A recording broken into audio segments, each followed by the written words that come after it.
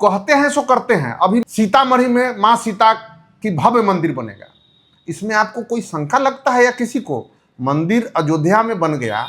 नमस्कार, आप देखना शुरू कर चुके हैं सीतामढ़ी की आवाज़। मैं हूं आपके साथ आर.एस. कुमार। त्रिस्तरीय चुनाव में सभी पदों पर रहने वाले, साथ ही सीतामढ़ी के जिला परिषद के पूर्व उपाध्यक्ष, पूर्व प्रमुख डुमरा, साथ ही भाजपा से सीतामढ़ी शिवहर में एमएलसी चुनाव लड़ चुके भाजपा के दिग्गज नेता हमारे साथ देवेंद्र शाह जी हैं।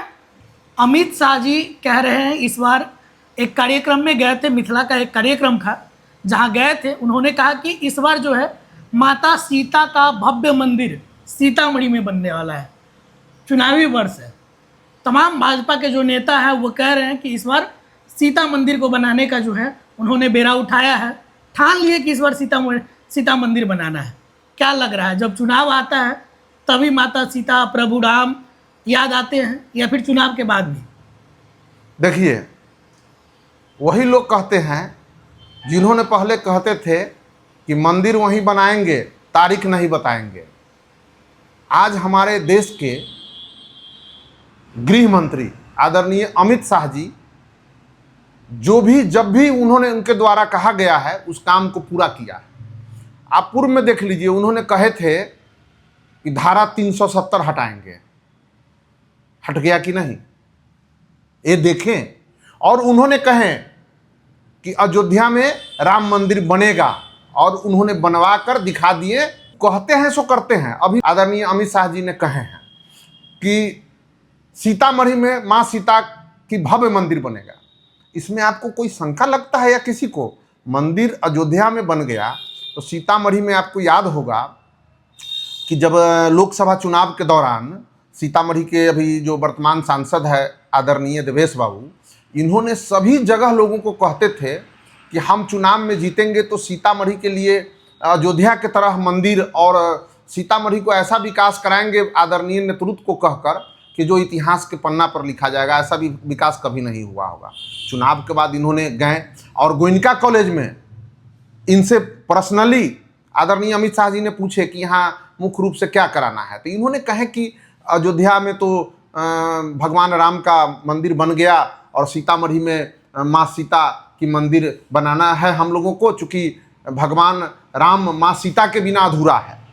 तो उन्होंने तुरंत गोयनका कॉलेज में मन से भी कहे थे यहाँ चुनाव के दौरान कि हम अयोध्या की तरह मंदिर बनाएंगे माँ सीता का। तो अभी भी उन्होंने यहाँ कहा है कि मंदिर बनाएंगे। तो इसमें मंदिर बनेगी और इसमें हम आदरणीय अमित शाह जी को बहुत बहुत धन्यवाद देते हैं। आदरणीय दिलीप जायसवाल जी जो हमारे बिहार प्रदेश के भाजपा के अध्यक्ष हैं उनको भी धन्यवाद देते हैं। आदरणीय सम्राट चौधरी जी को धन्यवाद देते हैं। और हमारे बिहार के मुखिया जिनके नेतृत्व में बिहार चल रहा है, हमारे मुख्यमंत्री आदरणीय नीतीश कुमार जी, आदरणीय सीतामढ़ी के सांसद देवेश बाबू को, इन लोगों को बहुत बहुत धन्यवाद देते हैं कि सीतामढ़ी में अयोध्या की तरह मंदिर बनना तो अब तय है, इसमें कोई संदेह नहीं है, एकदम बनना है।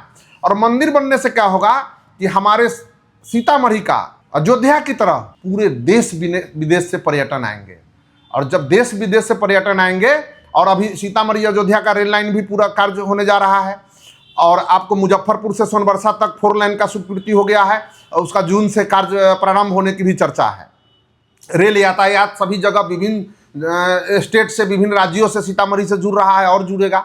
तो ये सब सीतामढ़ी के हमारे व्यापारियों को कितना लाभ मिलेगा, व्यवसायी वर्ग आगे बढ़ेंगे और हमारे सीतामढ़ी का नाम देश दुनिया में रखा जाएगा, लिखा जाएगा, पन्ना पर लिखा जाएगा।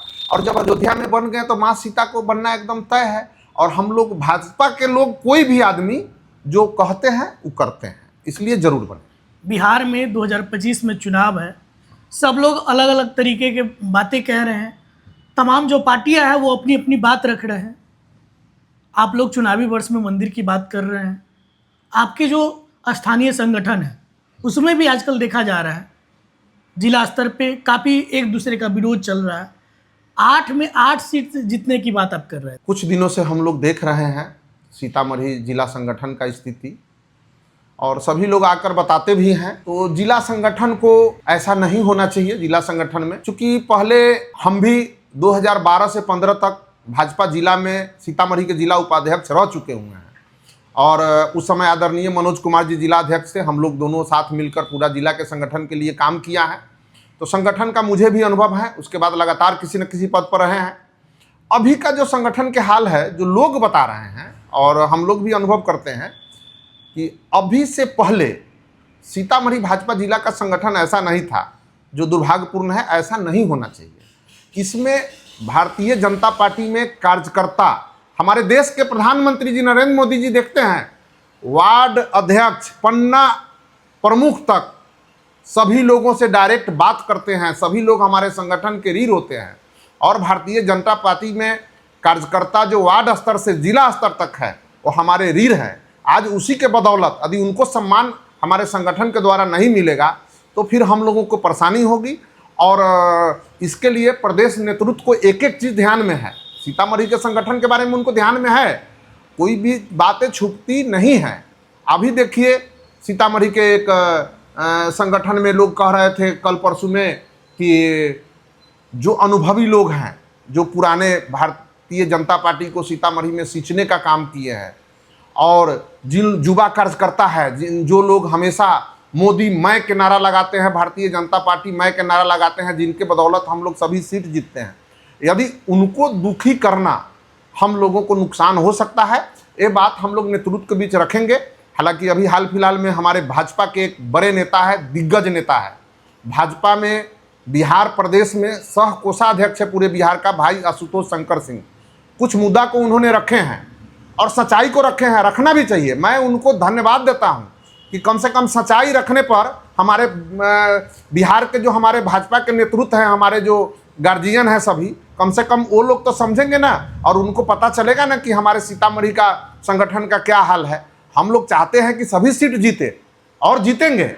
एनडीए के सरकार है, हम लोगों का सोच है कि हम लोग 8 सीट पर चुनाव जीते, और हम जीतेंगे किसके बदौलत? उस कार्यकर्ता के बदौलत। यदि कार्यकर्ता कुछ लोगों को मात्र भाजपा पार्टी यदि 10-20 लोग के चुंगल में आकर संगठन सीतामढ़ी का यदि फंस जाना तो दुर्भाग्यपूर्ण है। ऐसा नहीं होना चाहिए, मेरा मानना है। और आशुतोष जी वो बात को सही रखे हैं, मैं उनका समर्थन करता हूं। और निश्चित ही तौर पर एक चीज़ मैं और मांग करता हूं कि सीतामढ़ी के जिला में एनडीए के सभी सीटों पर कार्यकर्ता, युवा जो मेहनत करते हैं रात दिन पार्टी के लिए, लोगों के बीच जुड़े रहते हैं, वैसे लोगों को मौका मिलना चाहिए।